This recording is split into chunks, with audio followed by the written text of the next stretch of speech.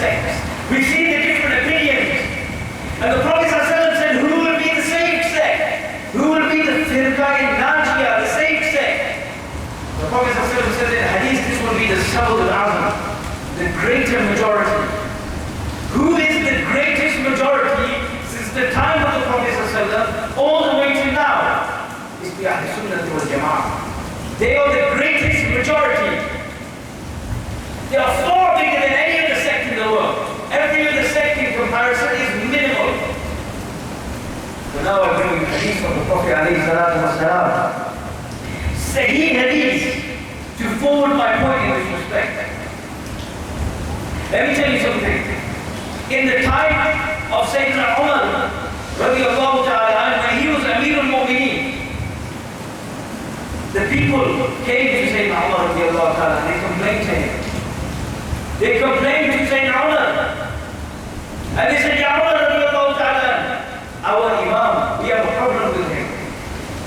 Every single salah, he reads one surah of the Quran in the 30th parah. Abasa wa tawalla, abasa wa tawalla. Every single rakat, every single salah, he reads this ayah. Abasa wa tawalla, ja'u al-ahma. It's a good verse, and it's a good surah of the Quran. There's no problem with the surah of the Quran. But the problem the people had, they say he wouldn't read any of the ayat of the Quran. He wouldn't read any of the surah. Every single salah, our Imam, he reads this. Sayyidina Umar radiallahu ta'ala said, let me investigate this. So he called the Imam. He called the Imam. And he said to the Imam, I heard that every single salah you read Abasa wa Tawalla. And let me tell you something. According to fiqh, it is haram for you to make one ayat or one particular verse of the Quran necessary in every single salah. You must also read all the verses of the Quran. To fixate a surah for salah, this is wrong. Okay? To intentionally fixate it. Anyway, so Sayyidina Umar radiallahu ta'ala said to him, he said, why do you always read the surah of the Quran? Why don't you read any of the other surahs? And you know what he said to Sayyidina Umar radiallahu ta'ala? He said, Ya Umar radiallahu anhu, I like this surah of the Quran because this is when Allah subhanahu wa ta'ala scolded his messenger. He scolded his messenger. I like it because of that. Let me give you a bit of background what happened in the surah. One day, the Prophet sallallahu alaihi wasallam is giving da'wah to who? Members of Kuffar Makkah, Abu Jahl, Abu Lahab, and other people. The Prophet sallallahu alaihi wasallam was giving them da'wah. He was inviting them to Islam. From the side, one of the Sahabis of the Prophet ﷺ, his name was Hazrat Abdullah bin Maktoum. Say radiallahu anhu. Abdullah bin Maktoum, he was coming from the side. And he was a Sahabi, he was blind. And he couldn't see. And in those days, they didn't have, guard dogs or special sticks and things like this. And so what blind people would do is when they would walk, they would make a lot of noise. They would say, So people would know that they were blind, and people would assist them, oh, you're going the wrong way. You're about to hit the wall. And they would guide them. So Abdullah ibn Maktoum, radiallahu anhu, he was coming, and he was making a lot of noise, and he was distracting the dawah of the Prophet sallallahu alaihi wasallam. The Prophet sallallahu alaihi wasallam was doing dawah to the Kuffar Makkah. He was distracting this dawah. He was making a lot of noise. And when he realized that he was coming towards the Prophet ﷺ, he began to make even more noise because he became excited at the Prophet ﷺ. And you know what the Prophet ﷺ did? He turned his head and they frowned like this, ﷺ. They frowned at him because he was disturbing the dawah. And Allah subhanahu wa ta'ala says in the Quran, Abasa wa tawalla. Oh beloved, don't turn your head and frown. Don't turn your head and frown. Why? Because those who you are preaching to, they will never accept your message. But the one who you are frowning upon, he is already accepting your message. But Allah was talking with love to the Prophet ﷺ. Oh beloved, don't turn your head and frown. With love. But this Imam, when he read this ayat of the Quran, he felt satisfaction. Why? He said to Sayyidina Umar, he said, I like this surah because this is when Allah scolded his messenger. He told his messenger off, sallallahu alaihi wasallam. And this is why he read this surah of the Quran. Sayyidina Umar Amirul Mu'mineen radiyallahu anhu. Do you know what his judgment was on this? Do you know what he said? He took out his sword and he chopped off the head of this man.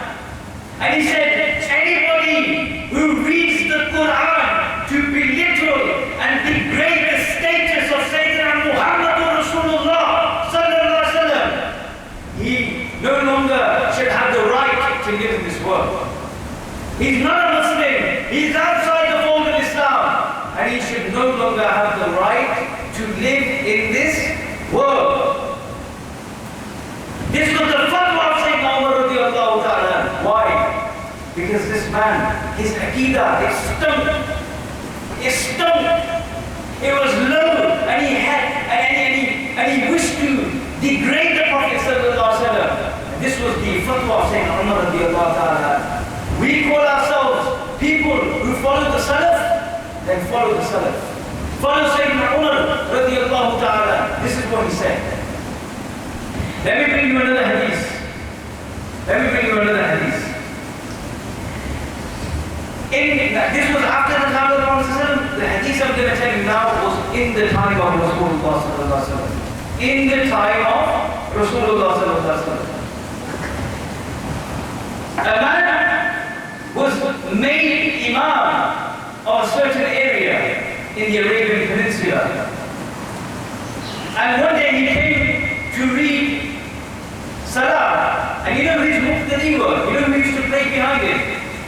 Sahaba radiallahu ta'ala. He was no backstreet Imam. He had Sahaba reading behind him. And when he came to pray Salah, you know what the people said to him? They said, we're not going to read Salah behind you anymore. Finish. And he said, how dare you say that to me? He said, you know who put me in this position? It was Rasulullah sallallahu alaihi wasallam. The Prophet sallallahu alaihi wasallam put me in this position. How dare you say you're not going to pray Salah behind me? And you know what the people said to him? They said, yes, Rasulullah put you in this position. But now Rasulullah has told us that you have been terminated. Your position as Imam of this mosque has been terminated. This was instruction from Rasulullah sallallahu alaihi wasallam. So this man was concerned. And he went back to the Prophet sallallahu alaihi wasallam and he said, Ya Rasulullah sallallahu alaihi wasallam, he said, I have been informed that my position as Imam has finished. You've terminated it. Can I ask why? And the Prophet sallallahu alaihi wasallam said, yes, this is true what you heard. And the Prophet sallallahu alaihi wasallam reminded him of an incident.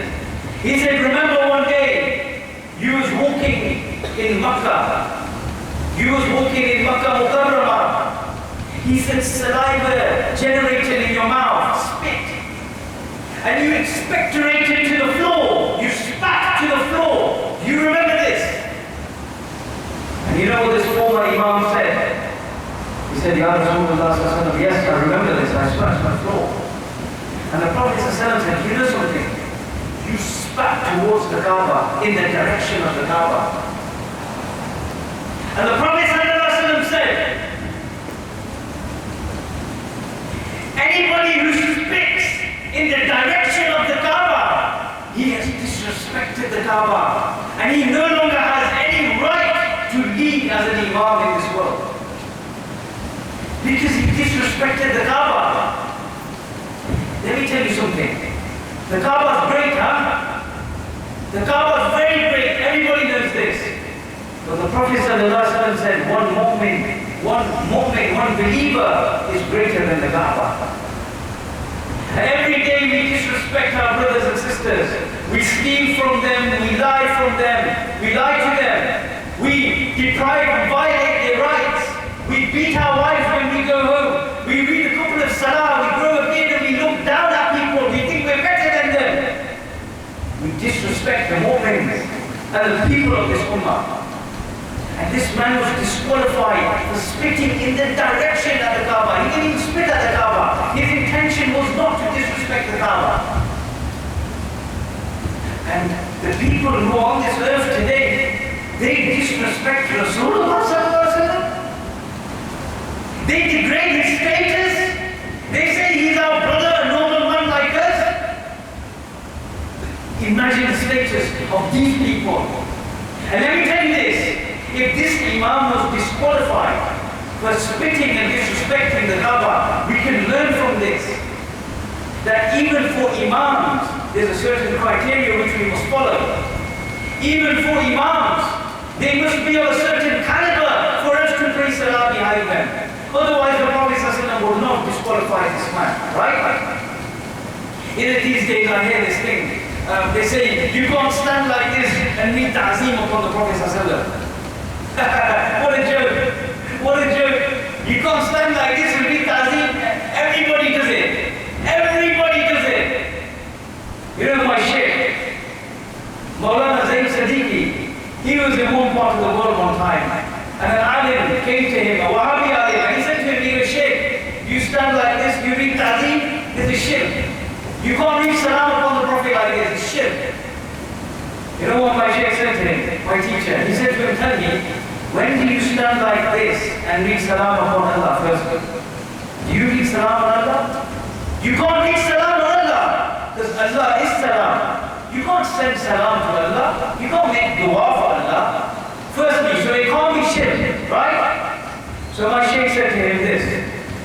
He said, if I prove to you that you also stood like this and read ta'zeem, you're divorced from your wife. He said, Dieren? And the Imam said, no. He goes, I'm not going to agree to that. I'm not agreeing to this. He said, come on, why are you scared? He goes, Wallahi, he said, I swear by Allah, I've never stood like this, never read ta'zeem. Never read ta'zeem upon the Prophet, never read salam upon the Prophet ﷺ. He said, I'm telling you, I'm going to prove it that you have done it. You've done it, every single one of your Wahhabi Imams, they've all done it. He said, astaghfirullah. All our lives we said this is shirk. You're telling me that I've done ta'zeem? I've done salam upon the Prophet ﷺ stood? He said, this is impossible.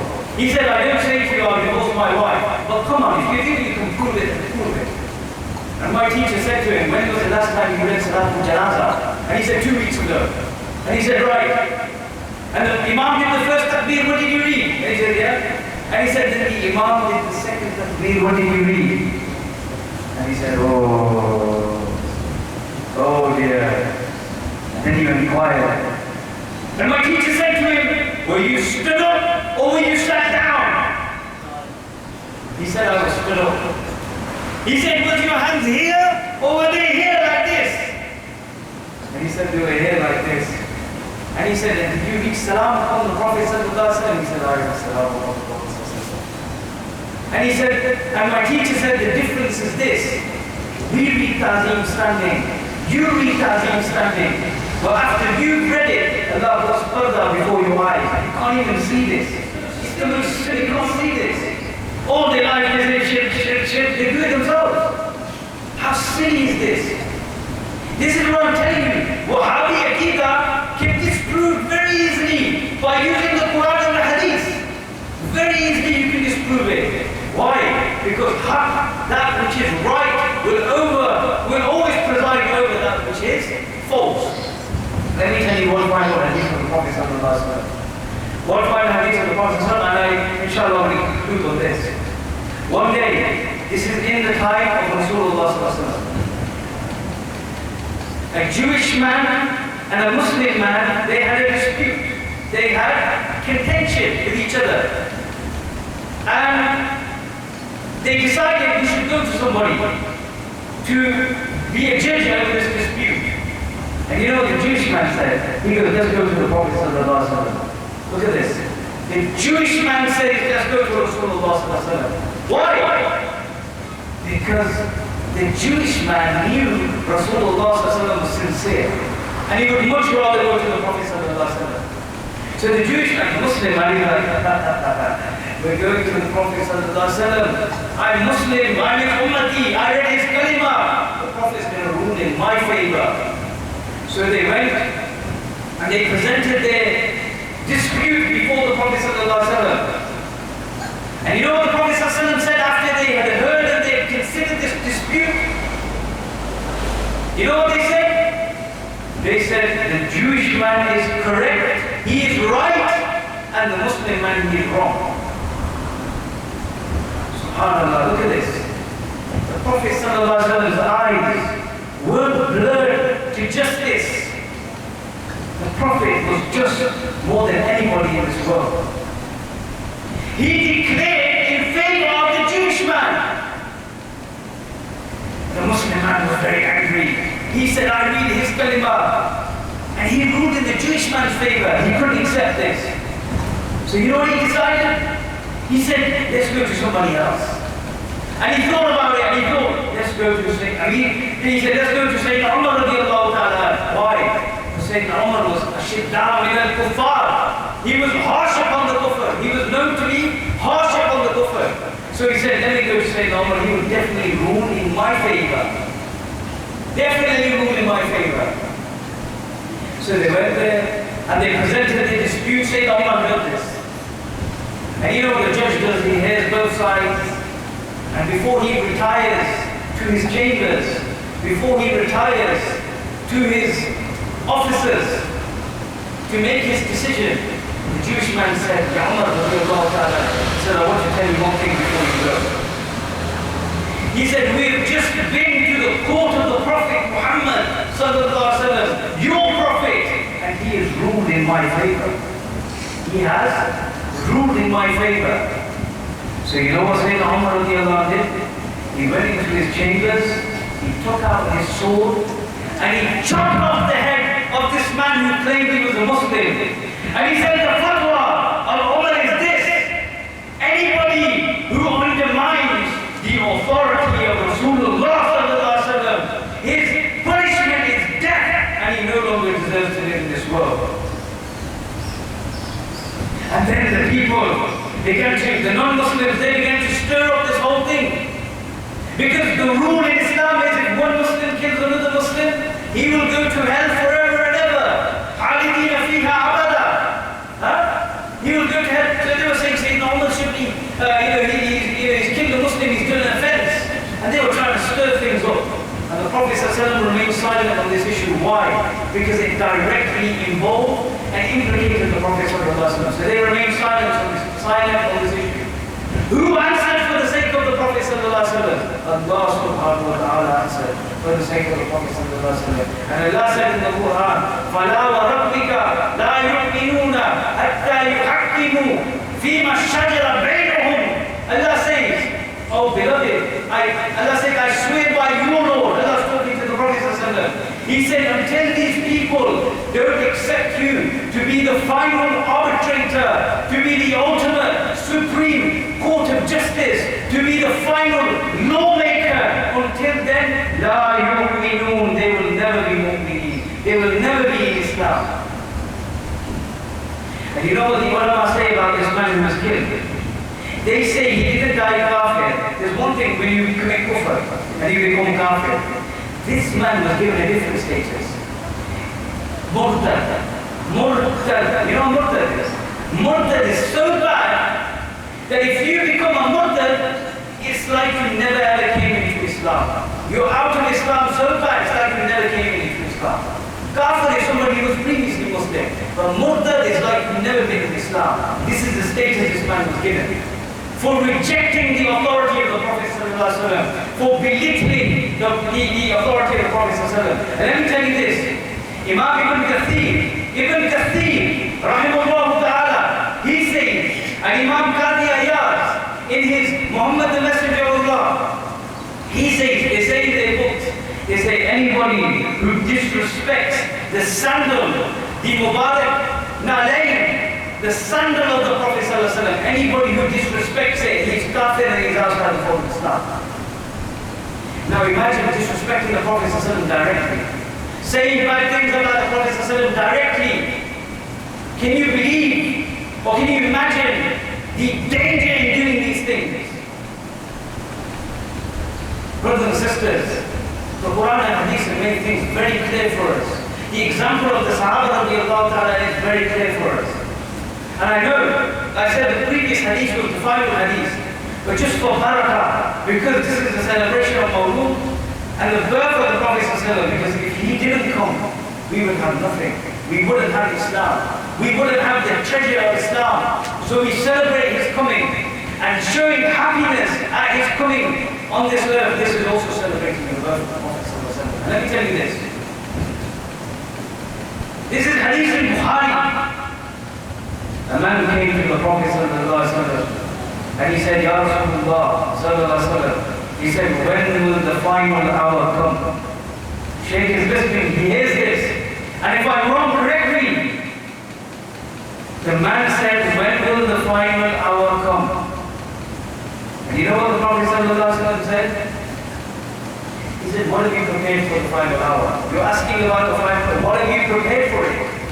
And you know what he said? He said, Ya Rasulullah ﷺ. He said, I have prepared nothing elaborate.